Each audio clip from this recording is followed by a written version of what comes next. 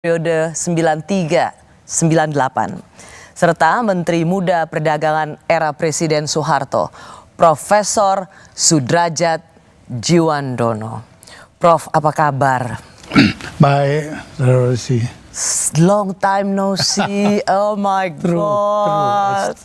Saya 23, 20 something years. terakhir saya wawancara Prof Derajat itu rasanya 23 tahun yang lalu, Prof. 23 tahun ya. Kalau nggak 2001 lah.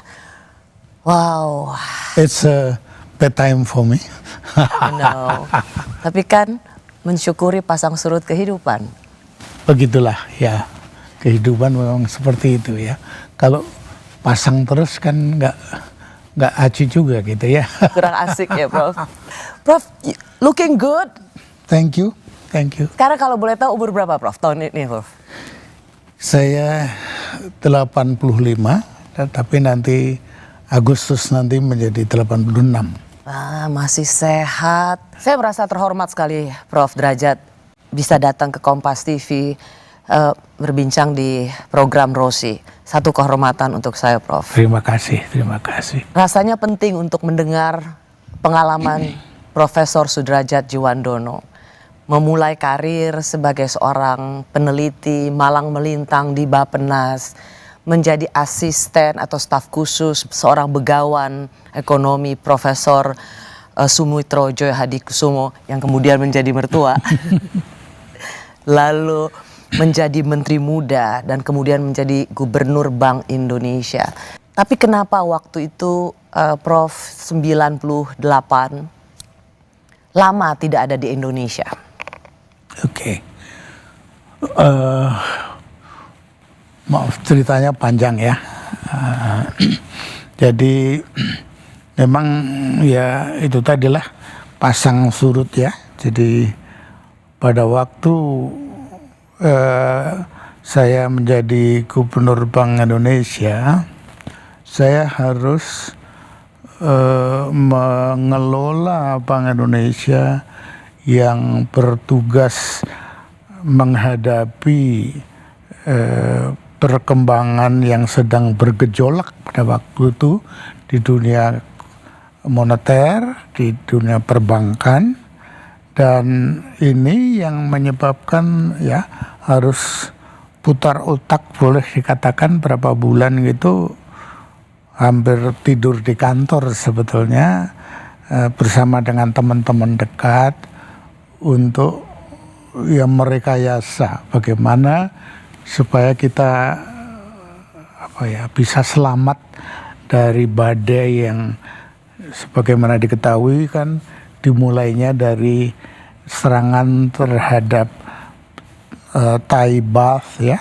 yang diserang oleh spekulan menjadi sangat melemah, tapi cepat sekali setelah Thai baht kena terus merembet ke negara tetangga ya, bahkan Singapore dollar yang lebih kuat dari kita juga terkena, ringgit Malaysia, dan tentu saja rupiah. Kita dalam beberapa bulan rupiah terdepresiasi beberapa puluh %. Jadi ya sebagai Gubernur Bank Sentral memang sangat grogi rasanya karena melihat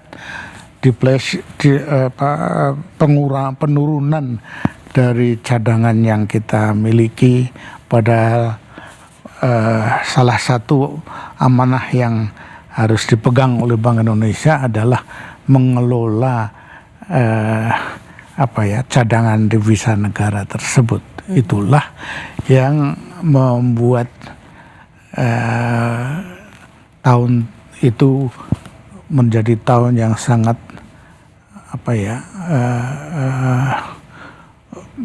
penuh cobaan bagi saya dan beberapa rekan ya. Nah, dan perlu diingat, maaf Prof, perlu diingat pada waktu itu Bank Sentral masih di bawah pemerintah ya, Prof. Nah, iya benar bahwa pada waktu itu benar Bank Sentral belum mempunyai status independen ya. Status independen baru diperoleh pada waktu kepresidenannya dari Bapak Profesor Habibie ya. Sebelum itu masih nggak ada. Karena itu Gubernur Bank Sentral juga diberi jabatan sebagai Menteri Negara.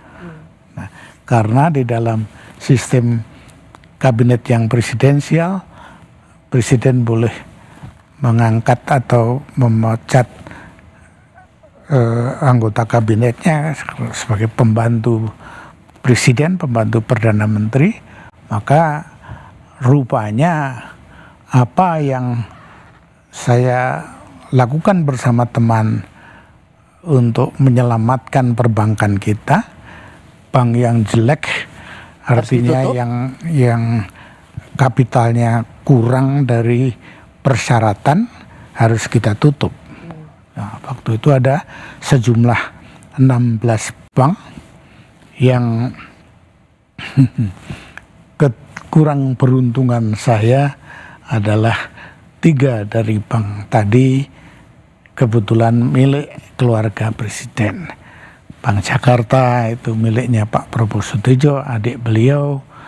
Bank Andromeda itu 25% miliknya Bambang Tri, putra presiden.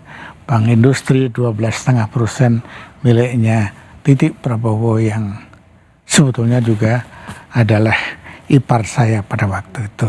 Ada hubungan keluarga kan? Kayaknya seperti itu. Memang tidak pernah dikatakan secara resmi. Pada waktu saya dipanggil Bapak Presiden, saya kira tanggal 11 Februari tahun 98, saya hanya diberitahu saya ingin mengucapkan terima kasih pada saudara yang telah bekerja untuk saya selama hampir 10 tahun. Ini Pak Harto ngomong langsung ke Prof. Derajat? Saya dipanggil hanya berdua seperti ini. Terima kasih sudah bekerja, tetapi saya sedang menyusun kabinet dan saya akan mengganti saudara. Itu aja yang jadi ya saya tidak hanya sopan santunnya, tapi memang saya merasa beruntung diberi kesempatan yang demikian besar. Memimpin Bank Indonesia di tengah krisis yang tak pernah terjadi sepanjang sejarah Republik, Prof. Benar. Saya mengatakan saya juga terima kasih telah dipercaya demikian lama untuk membantu Bapak gitu, dan saya masih mengatakan saya mohon maaf bahwa masalah masih belum selesai. Bahkan pada waktu itu demonstran mengancam untuk berkemah di halaman Bank Indonesia gitu ya. Itu saya tahu persis. Tapi bagi saya sendiri ya sedih ya. Karena apa? Ya karena diberhentikan dari jabatan yang saya sangat menyenangi, dalam arti it's my field gitu ya. Saya ini orang dididik secara formal sebagai doktor di dalam moneter, dan kepekerjaan Bank Indonesia itu sangat erat kaitannya dengan permasalahan ini. Saya merasa tahu kok. Dan pada waktu itu situasinya Bapak memutuskan sesuatu yang baik untuk menjaga sebetulnya ekonomi Indonesia begitu, dari kejatuhan yang lebih dalam lagi. Iya, jadi dari argumen kami itu bukan kerugian, tetapi ya cost ya, seperti orang berusaha itu nggak ada yang there is no such a thing as a free lunch ya. Anything yang kita inginkan mesti ada biayanya. Nah, saya menganggap ini sebetulnya biaya, bahwa bank yang jelek harus ditutup gitu. Tapi kalau tidak ditutup, kerugiannya akan lebih besar lagi. Gitu. Jadi benar dong, Prof. Derajat, kasakusuk orang ketika Prof. Derajat itu diberhentikan oleh Presiden Soeharto sebelum masa jabatan berakhir. Berapa minggu? 1,5 bulan. Ya, 6 minggu ya. 6 minggu sebelum jabatan berakhir. Kasakusuknya pada waktu itu karena Prof. Derajat sebagai Gubernur BI waktu itu menutup bank-bank yang dianggap bermasalah, dan itu kebetulan milik keluarga Presiden Soeharto. Ya, itu saya kira ada benarnya. Hanya juga Pak Harto memang seorang politikus yang ulung ya. Ya secara resminya nggak pernah mengatakan itu ya. Nah, karena beliau juga memang setuju dengan apa yang saya lakukan. Keputusan saya itu tidak dirubah, hanya saya diberhentikan gitu ya. Jadi ya sebenarnya kalau ditanya lebih lanjut, ya kenapa diberhentikan ya nggak ada alasannya sebetulnya. Saya membaca di bukunya Prof. Derajat, sebenarnya ini penghargaan yang lumayan agak jarang karena dari menteri muda ke gubernur bank sentral. Benar. Tapi justru pada saat puncak karir, Prof bisa dibilang tidak dapat menamatkannya sebagai akhir. Benar. Dengan menamatkannya dengan apa? Sebagai dengan titik terakhir, finish. Gitu. Ya, itu memang itu tadi kenapa terus menghilang ya. Sebetulnya karena setelah itu ya bagaimana masyarakat membaca ya itu yang bisa membahayakan saya terus terangnya ya. Karena saya oleh para mahasiswa dianggap pahlawan gitu, kok ini orang kok berani melawan Pak Harto, padahal saya bukannya maksud melawan siapa-siapa gitu ya. I'm just trying to be professional and I did do it professionally gitu ya. Sampai sekarang saya masih merasa yang saya lakukan tuh bisa saya pertanggungjawabkan. Tetapi ya ada yang marah, ya udah saya harus menerima konsekuensi dari tindakan saya. Jadi mula-mula saya selama hampir 3 bulan itu diundang ke banyak universitas oleh dewan-dewan mahasiswa. Selain Fakultas Ekonomi rumah saya sendiri UI, begitu masuk semua orang tepuk tangan nggak karuan gitu. Tapi sama aja di Diponegoro, di Erlangga, di mana-mana seperti itulah. Tapi setelah berapa bulan, Bapak mertua saya, Profesor Sumitro yang juga veteran di dalam soal melawan bos gitu ya. Beliau dulu harus lari dari Indonesia pada waktu berbeda pendapat dengan Bung Karno. Jadi beliau juga bilang sama saya, oke, sekarang setelah ini semua kamu pergi. Kalau beliau nggak apa-apa, tapi kalau kamu nyupir mobil ditabrak kurang bagaimana gitu. Saya tahu sekali kan. Jadi saya lari lah. Ya tapi tidak bersembunyi. Karena Prof Derajat mengajar menjadi dosen di Harvard ya.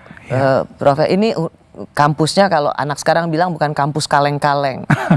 Jadi Prof tetap secara akademik dia sungguh dihormati di lembaga-lembaga pendidikan internasional. Memang itu ya, saya mempunyai semacam passion ya untuk mengajar. Karena itu juga pada waktu lari akhirnya diterima di Harvard Institute of International Development, HIID. Direkturnya namanya Prof. Jeffrey Sachs yang teman baik saya. Beliau yang mengatakan just work here. Jadi saya di situ saya menulis buku, sekali-sekali diundang ke Fakultas Ekonomi, ke Business School untuk memberikan kuliah tamu.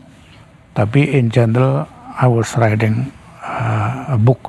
Pada akhirnya menerbitkan buku yang diterbitkan oleh LP3ES, mengelola Bank Indonesia di masa krisis dan bergulat dengan krisis, diterbitkan oleh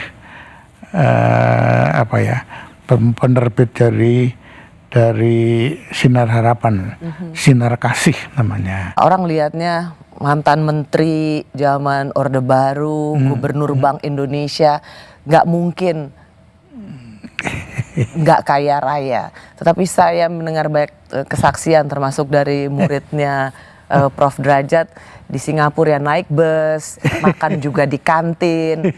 Nggak gubernur BI banget, Prof. Memang orang heran dulu ya, waktu rumah saya digeledah oleh orang-orang KPK, Lunya yang ini ngelanggar aturan, saya ini hanya saksi. Tapi digeledah Tapi ya. rumah saya digeledah, tapi ya udahlah, saya daripada ngeluh-ngeluh nggak ada gunanya gitu, ya udah biarin aja mau cari apa gitu ya. Tetapi wartawan yang ngikutin saya karena biar saya berhari-hari dipanggil di kantor KPK, tapi hari itu dibilangin saya pulang ke rumah karena orang-orang KPK mau datang. Rumah saya didatengin 16 penyidik. Terus ada satu orang yang deket saya terus nanya-nanya, udahlah Pak, ngaku aja gitu. Saya suruh ngaku apa lagi sih Pak? Saya bilang gitu kan ya. Tetapi wartawan yang ngikutin itu banyak yang ngelewatin rumah saya karena ya nggak nyangka loh.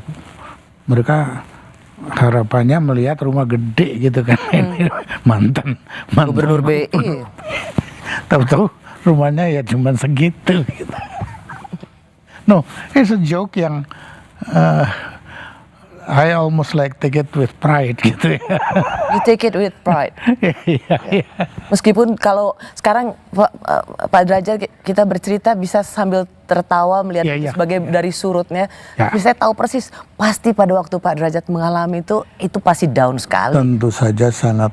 Dedikasi yang selama ini diganjar dengan kejaksaan Ya. dan kemudian oleh KPK. Padahal waktu itu hanya sebagai saksi. Ya. Seberapa buruk mimpi itu pernah ada, Pak? Memang gini Bu Rusi, yang saya tuh merasanya adalah saya betul-betul tidak pernah merasa bersalah. Saya merasa mempraktekkan ilmu yang saya tahu dan saya mengatakan I'm not doing anything wrong. Kok harus menderita kayak gini? Jadi in the end ya saya bilang my faith yang memperkuat saya. Seandainya saya tidak punya faith ya mungkin saya udah bunuh diri gitu loh. Karena memang pressure yang luar biasa besarnya. Dan saya malah karena kembali because of my faith yang saya pikirkan orang lain. Ya. Gitu kan. What and how